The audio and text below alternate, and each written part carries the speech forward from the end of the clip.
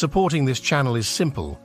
Whenever you shop online, just access the affiliate links in the description. Your support is essential for the growth of this project.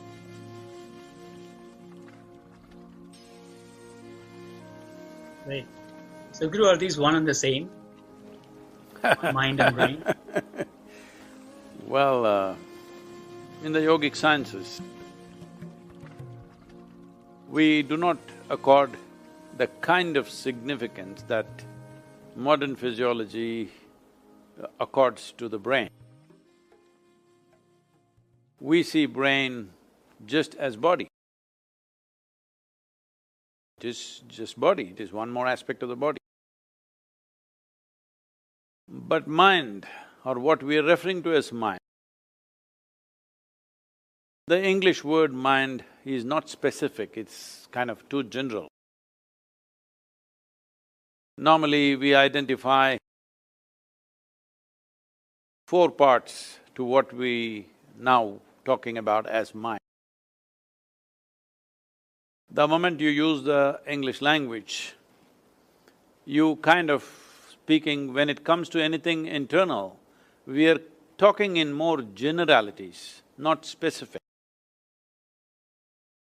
So if you want specifics, well, we identify something called as buddhi, which is the intellect, which I feel largely in modern societies, they are considering intellect as mind. Essentially, I'm not saying this with any prejudice because I'm talking in terms of where these things have evolved. The European culture has recognized intellect as mind. In the yogic sciences, we see intellect only as an instrument of survival, which functions on the basis of the limited data that we have gathered through our sensory perceptions. Intellect is quite a useless thing if you do not have data. If there is no data, intellect cannot function. So intellect is very much like why today your phone has an intellect of its own. Yes, it has data and it can use it. If it doesn't yet have, I don't know what… You're shaking your head, Stephen, I think you're using a bad phone.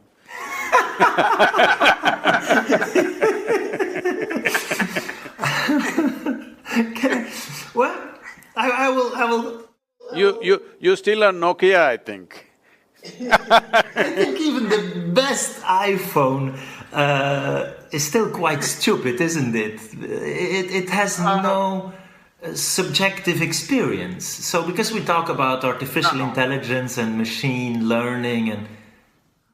Yes, but I'm talking about intellect. Intellect means it has data, using the data, it will do permutations and combinations, which the phone is beginning to do, maybe not to the same level as a human intellect, but it is beginning to do that activity. Even among human beings, not every human being is able to process the same amount of data and with the same complexity and sophistication. So, well, you have the brain of a monk, but you must also have a brain of a politician, and then you would know what I'm talking about. It's classified. But… No, these days they're smart, it's not like old times, okay? So, I'm saying this intellectual process is being generally spoken of as mind. That's not how we look at it. We see intellect is called buddhi, which is essentially functioning out of limited data that it has gathered. Largely conscious data. Sometimes it accesses data which is not very conscious, but largely it functions only out of conscious data. You will see if somebody is having little trouble remembering something, suddenly intellect goes helpless for a period of time. I can't remember this means there is nothing I can do about it. Though unconsciously that memory is still there, just because you are not able to retrieve it, intellect feels helpless for that little bit of time. So this is called as buddhi. The next dimension of intelligence or I'm using the word intelligence instead of mind so that there is a distinction in language. The next dimension of intelligence is referred to as ahankara. This means, there are many ways to look at it. People usually say it's ego, but essentially it's identity. Because the way you identified, that is the way your intellect will function. Now if you say, I belong to this nation, your intellect will function just to protect that identity. If you say, I belong to this religion or race or caste or creed or gender, whatever, accordingly your intellect functions, because intellect is essentially guided, it is a survival process. If you identify with something, intellect will consciously, constantly go around that trying to protect that identity. So, in the yogic system, we consider the ahankara or the identity that you take on far more important than the nature of the intellect itself, because intellect is a slave of the identity that you have taken. Once you take a certain identity, intellect will function in a specific way, only towards that. And what is right for you, what is wrong for you, everything is dependent upon how you're identified. So the third dimension of intelligence is called manas, where there are 8 dimensions of memory, starting from elemental memory, atomic memory, evolutionary memory, genetic memory, karmic memory, articulate, inarticulate memories, conscious, unconscious memories, like this, 8 dimensions of memory. Now, how you access this huge silo of memory? Right now, we have a human form only because of the evolutionary memory that's invested within us. If there is no memory, well, if you eat, you may change the human form into something else. Only memory is so strongly instilled in every cell in our body, that is why it doesn't matter what we eat, even if we eat dog food, right now because we are under lockdown, it can happen. Even if we happen to eat dog food, we will not become dogs, we will still remain human simply because of heavily invested memory, evolutionary memory in our system. Similarly, genetics, it doesn't matter, you eat Indian food, you won't become like me, I eat European food, I won't become like you, because there is a genetic memory which clearly is established. Like this, there is karmic memory and other aspects of memory. But how you access this vast amount of memory simply depends upon how you're identified. In which way are you identified? How strong your identity is, accordingly you access this memory. Though this data is there, this data is processed based on your identity. If your identity is very nationalistic, now this data functions in that way, you're willing to live and die for that identity. These days, people are in Europe, they're even identified with their football club, they're willing to live and die for it. So it may look ridiculous for somebody else, but football club is more than a nation for someone else. It's more than a religion, it's more than a race or whatever else which anyway people are willing to live and die for. So essentially, the identity, if it is consciously established, then there is a bigger possibility. So in yoga, always we are trying to establish a cosmic identity. Because if you establish a limitless identity, your ability to access this vast amount of memory which is there in every cell in our body is greatly enhanced, and that is how a human being suddenly seems like way above what everybody else is functioning. So one human being functions way above that because his ability to access this enormous amount of memory which is recorded the whole evolutionary process on this planet. The very development of life on this planet is living within us, but can you access it or not is the only question. So, a very limitless, at least we cannot see the limits. To that extent you take the identity, you take the identity with the world or with the universe or the cosmos or whatever you think is the biggest thing out here. So, the next dimension of intelligence is called chitta. Chitta means it is an intelligence which is unsullied by memory. There is no memory at all. This is just pure intelligence. This is the basis of creation, that today if we eat a fruit, this becomes a human being within us in a few hours, simply because the fundamental intelligence of the creation itself is functioning within us and it is free of all memory, there is no memory in it. No memory means it is limitless. Memory is a boundary that we have set. Now, this is in my memory means this is my boundary, that is not in my memory means that is not in my boundary. So a dimension of intelligence which is free of memory means it is a limitless possibility. So in the yogic sciences, mischievous expression of this is, if you access your chitta or this dimension of intelligence which is free of memory, we say, God will become your slave. Thank you, sir. You and your follow-up? Yeah, thank you for that. You refer to the yogic sciences. And so, how, because in science we always want to verify and actually find ways to prove us wrong. So, I'm this hard-nosed scientist and trying to confront everything I think to understand. No. Hard nose is not a good thing during the COVID time, huh? It's not a good thing to have a hard nose. But so this, way of looking at nature and to make objective observations and then to verify and so to come up with theories of the mind that have explanatory value, that have predictive value. So I'm a bit surprised you call it in that way sciences, in as I maybe understand it's something you have experienced, which is for me as a scientist the next big challenge, to somehow reconnect with a form of spirituality. So how could we know that what you explained is correct, or could it be wrong, or could we find ways to test this? We can. See, right now, is it true that human beings, the moment they get identified with something, it is everything to them? Is that so? Yes, Whether it's nation, religion, race… I follow you for the identity ego part. They just took on an identity. No, not ego, it's just identity. I'm an Indian means I'm willing to live and die for this country, that's how it is. And that's what is expected also if you're part of a nation. So identity determines how a person thinks, feels, everything. Just a piece of cloth just flies like this, people shed tears.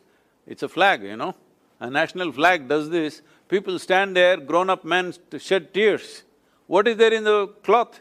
There is nothing, it's just the identity that you have taken on which makes you feel like this. So entire human experience is determined by an identity that one takes.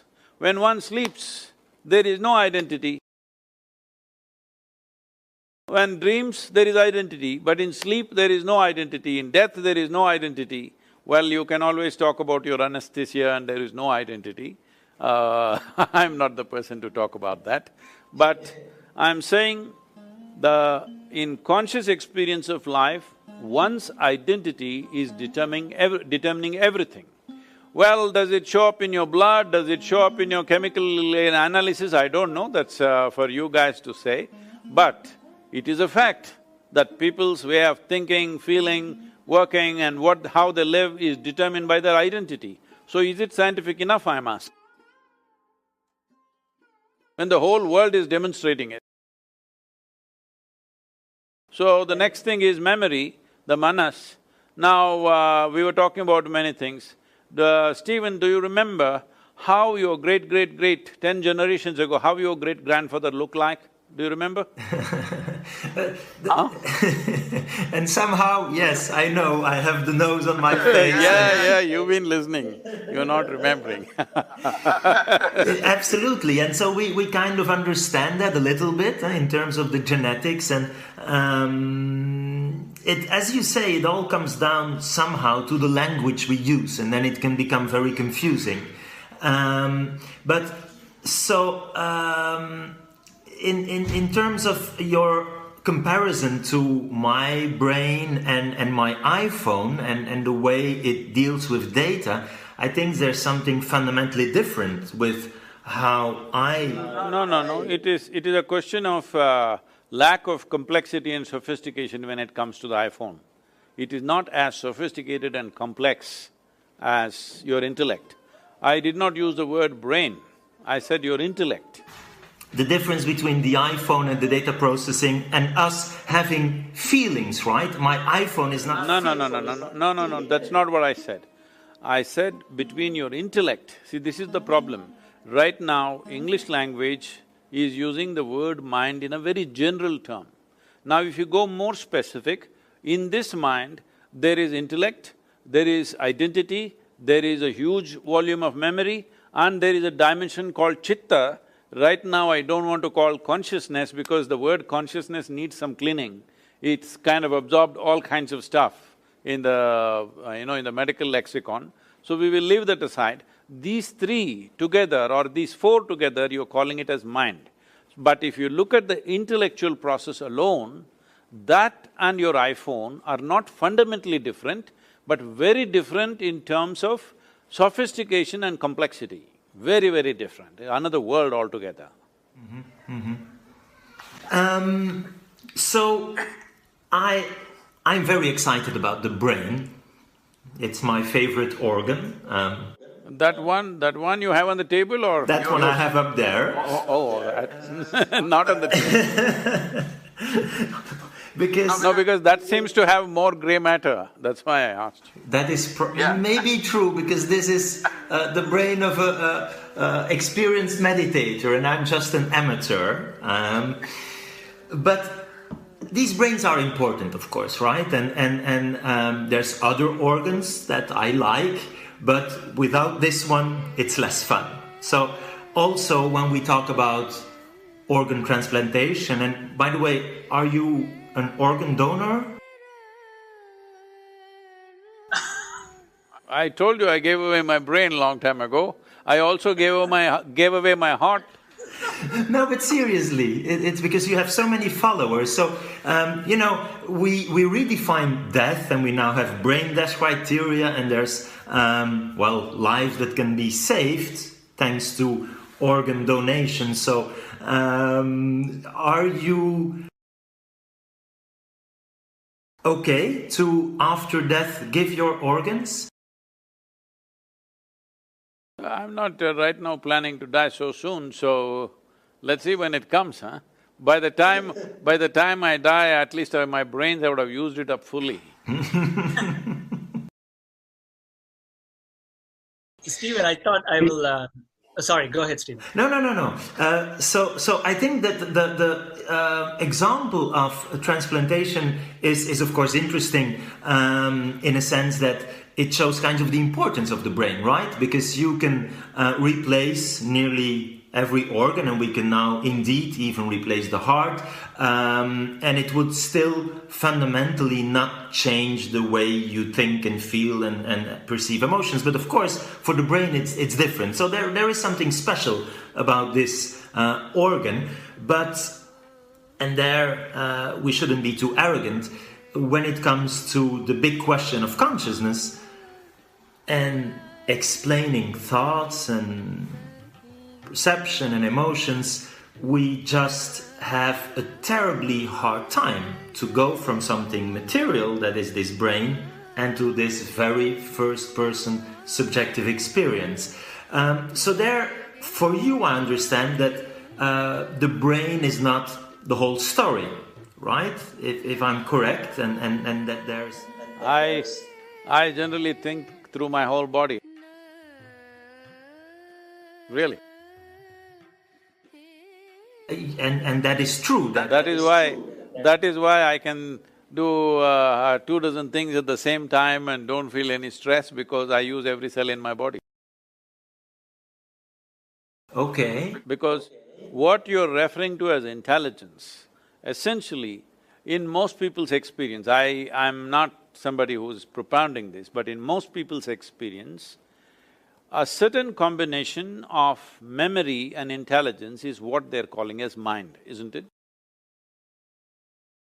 Yes, it's difficult because we're talking about definitions, but yes. So, Tell me, in every cell in your body, there's much more memory than it's there in your brain. And the number of complex functions that every cell in your body is functioning, you can never figure it out in your brain. The amount of chemical reactions that are happening across, not necessarily managed by your brain, it's happening of its own nature. So, when they're able to do so much, there is an intelligence. So in yoga, we don't say mind is here or there. We say there is a mental body. As there is a physical body, there is a mental body. There is a whole scape of memory and intelligence spread across the system. But now I believe, we've always given a lot of significance to this, but I understand now these days doctors are saying there is quite a bit of brain in the stomach. Am I right? Yes. What do they call this, Bala? What do they call that? I heard that… The second brain, some call it, and so indeed we have a lot of these nerve cells in our gut.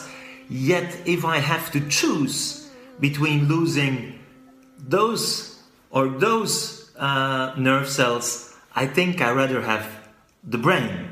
And I think again we can transplant your gut and it wouldn't really fundamentally change who and what you are. Sure about the transplantation. Sorry?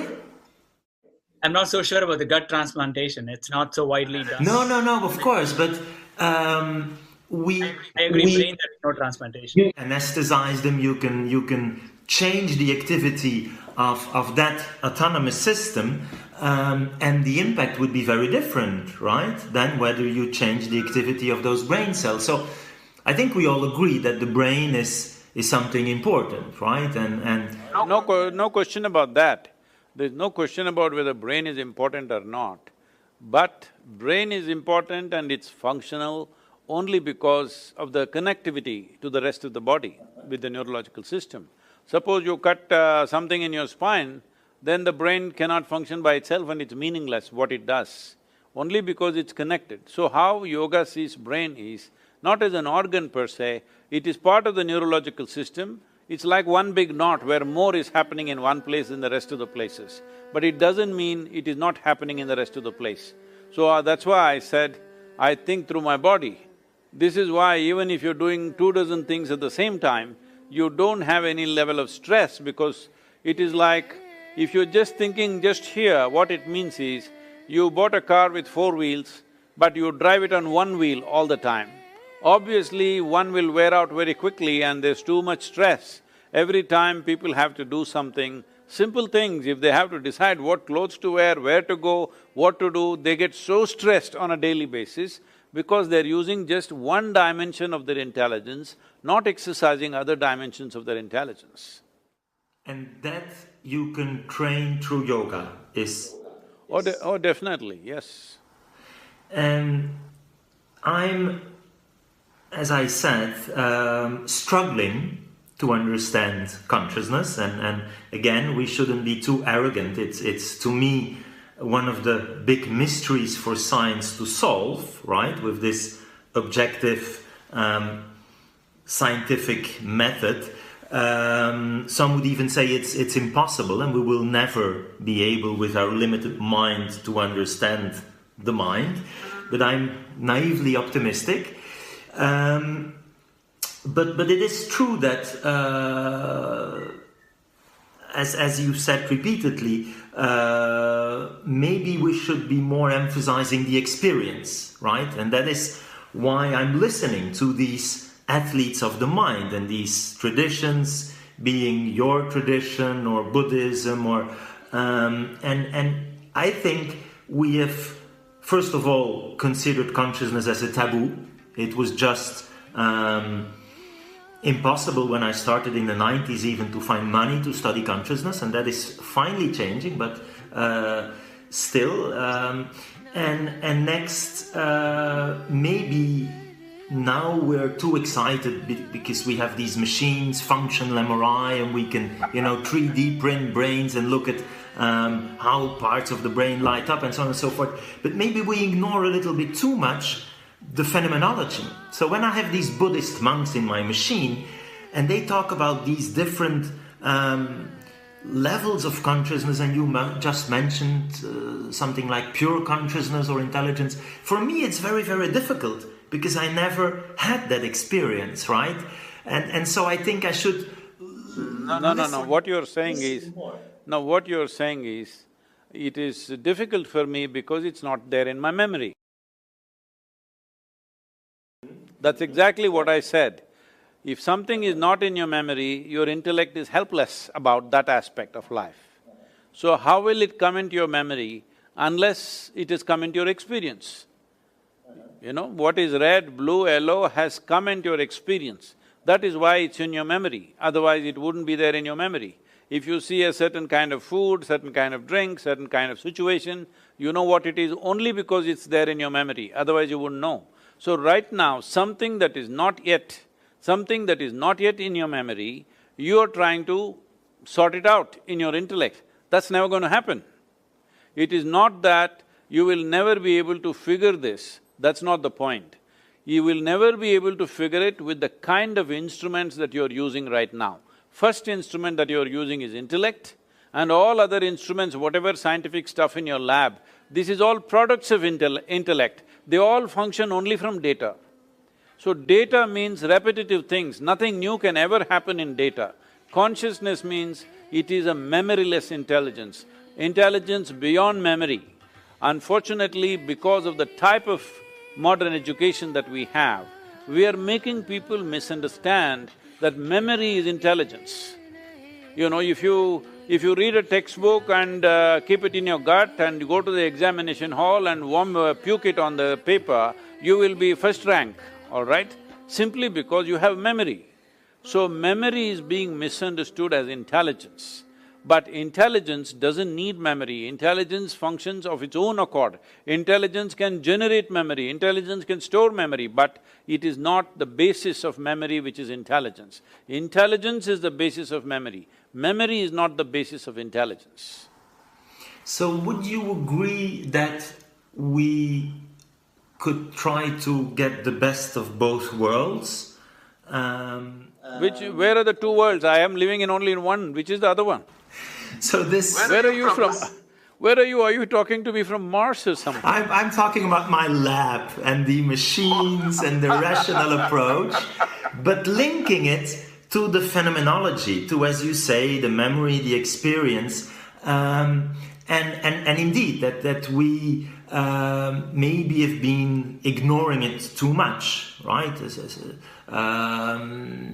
See, in your lab, Stephen, in your lab, is there any instrument which is finer than the human mechanism that you are?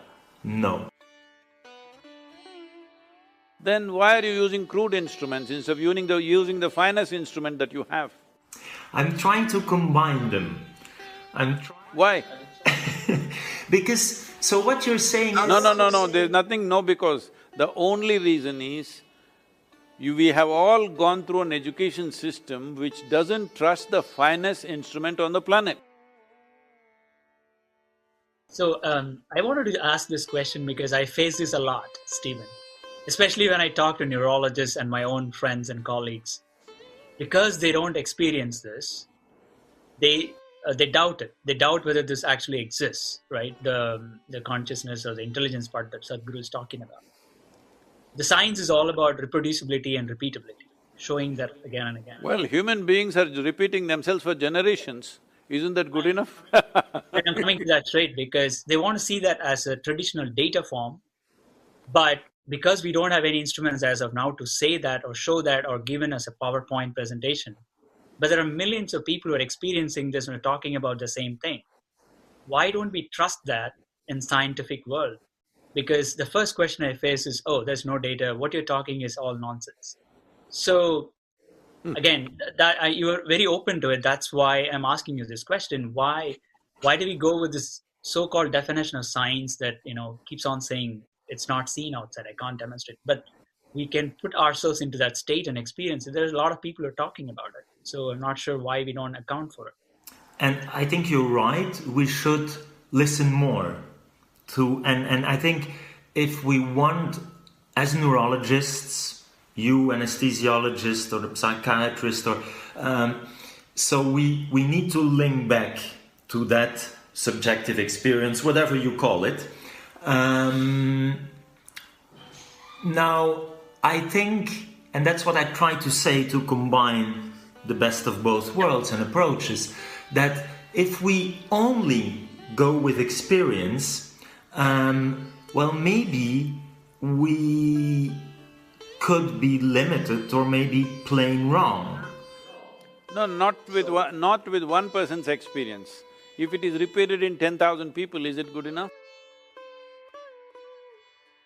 Well, I will be here, the scientist, saying it's not good enough, because maybe 10,000 people, 1,000,000 people, billions of people could somehow have false beliefs, right? It could be, and there were… No, we're not talking about belief. Unconnected people. See, for belief you need flock. Unconnected people, you can check 100 people who are not connected with each other. If we put a certain input, if the same thing is happening in all the 100 different people, is that not repeatable proof?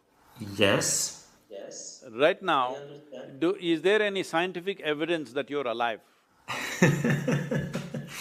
It's… the definition of life is actually still challenging for us, right? I think it's this, what is matter, how does it organize in life, and then to consciousness is the big questions. So I'm following you in this importance of what these, whatever the number is, people are experiencing, and that we really should be carefully listening to that. And sometimes I feel when talking to people like you who have… Can I say something, Stephen? I'm not saying you should listen to me.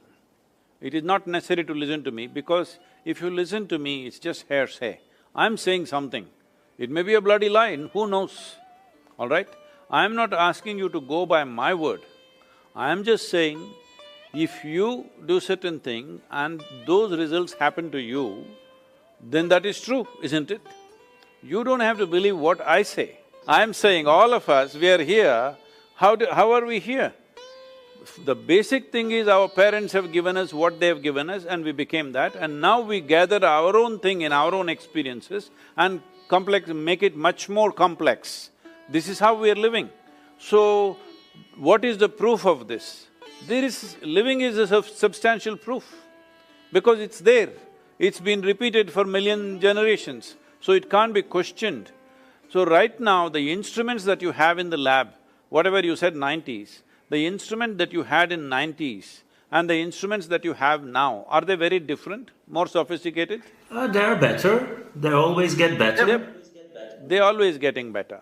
So even today what you're using, definitely not good enough instruments, maybe in another 20 years they'll get much better. So I'm saying, aren't we denying ourselves the fundamental nature of life itself simply because our instruments are not up to the mark? As you already said, and everybody will agree, that human mechanism right now is the most sophisticated piece of technology on the planet. So should we not learn to use it beyond our thought, beyond our emotion, beyond our identities, beyond our… A man who's working with such intensity and commitment is not working for not producing result. The problem is, you heard what Krishna said through the words of a king's servant. Whatever you wish to do in your life, you have goals. Whether it's art, music, spirituality, politics, business, you think you will do anything significant. That's all he's saying.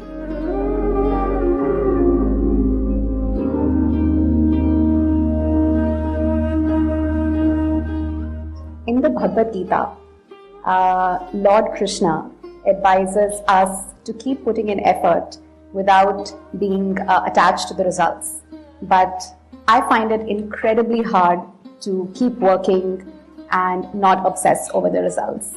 And I would love to know how we can better practice putting in effort while being detached to the results. Well,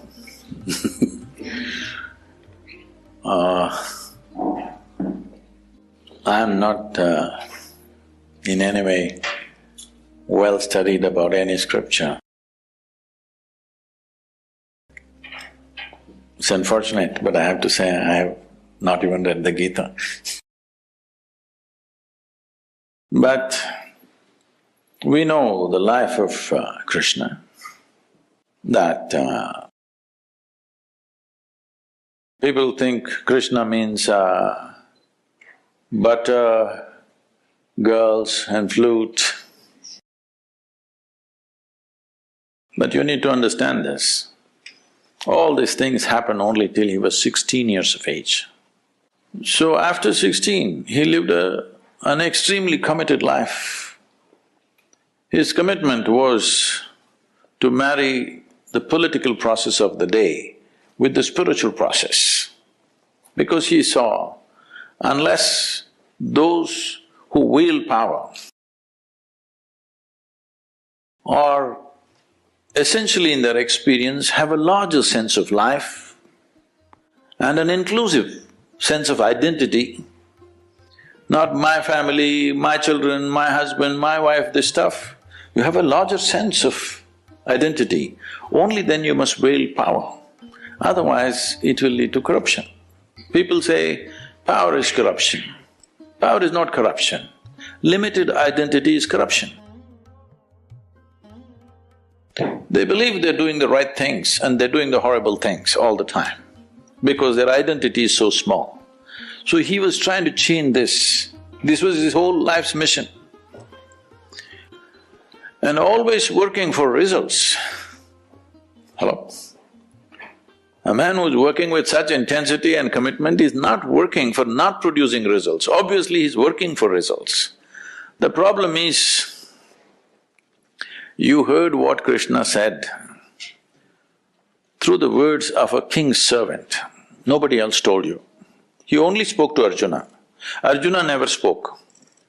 He lived for 36 years after that incident, but he never uttered one word what Krishna told him. Have you heard anywhere? He ruled as a king, but never once he said, Krishna told me this on the battlefield, not once. So everything that you have heard is only from Sanjaya, who was a king's servant. You must understand the quality of a king's servant, he's very reliable. See, if you… let's say, if your husband or wife or children, they saw something, they come and tell you, they will add a little bit of their own stuff and tell you. It is intrinsic to a human being. Their own opinions, ideas, other things will naturally get into what they're speaking. But a king's servant is trained never to add his opinion, otherwise his head will go. He will only interpret everything word by word as it was. So he's a kind of a ancient tape recorder, okay? He's recording and just telling the king, this is what he's saying. But there's no context. What is shared between two people where there's a very deep relationship? If two lovers are doing something, talking to each other, somebody else may think they're quarreling, but they're doing their love affair. So this is a love affair between Krishna and Arjuna because they know each other very intimately. So he's speaking a certain language. So as king's servant takes word by word without knowing the context or understanding what it is, the experiential dimension of what it is, and he's saying, so having said that, see, essentially it is just this, whatever you wish to do in your life, you have goals. What kind of goal will you set up? Right now you're in the university. What kind of goal will you set up? What you already know, you will exaggerate that a little bit and think it's a big goal in your life. Generally people call this an ambition, I call this a constipation. Because you're trying to handle life little by little, just like constipation. If you have a goal, your goal cannot be something absolutely new, it is only an exaggeration of what you already know, yes or no? Can you think of a goal that you simply don't know? How is it even possible? So, what he is saying is, don't… there is a direction we have taken, but you have to be dedicated to the process. Otherwise, goal will just be hallucination. If you do one thing right now, just don't take this one breath, take the other breaths, let me see. I can't do it. That's all he's saying. He's saying without taking this step properly, you hallucinate about the goal. What is the point? In yoga we say this very simply. We say if you have one eye on the goal, you have only one eye to find your way, it's inefficient, that's all. So he is just talking about in a battle, if you're inefficient, it is not that you won't get your increment or promotion, you just get dead. Hello? In a battle, if you're inefficient, you think you will just lose your marks or something? A grade you will lose, is that what it is? No, you will be buried that evening. So he is telling him, because Arjuna is talking about how to kill all these people and me become a king, he says, you will not become a king yet. You need to shoot this guy in front of you now, properly. Otherwise, you're not the king, you will be buried today evening. That's all he's trying to tell him.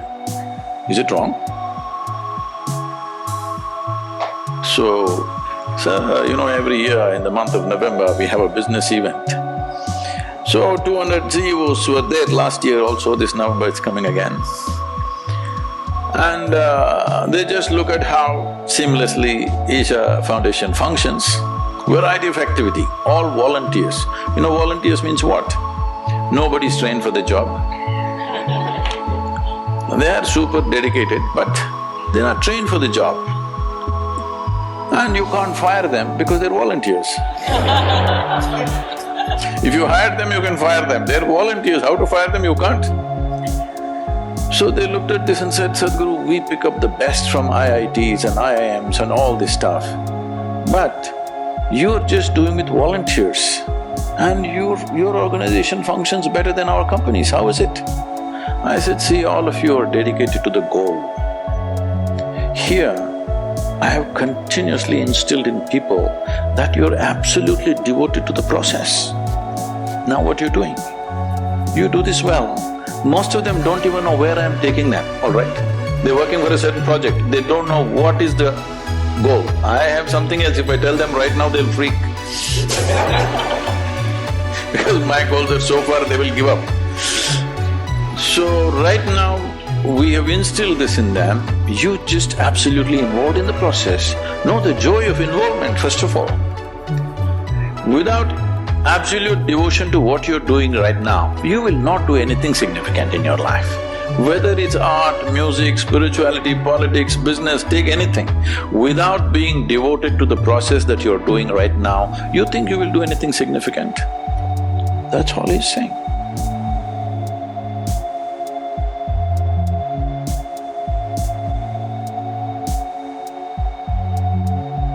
Continue your journey of self-discovery and consciousness expansion with us. Share this video to inspire others to join us on this journey of personal growth.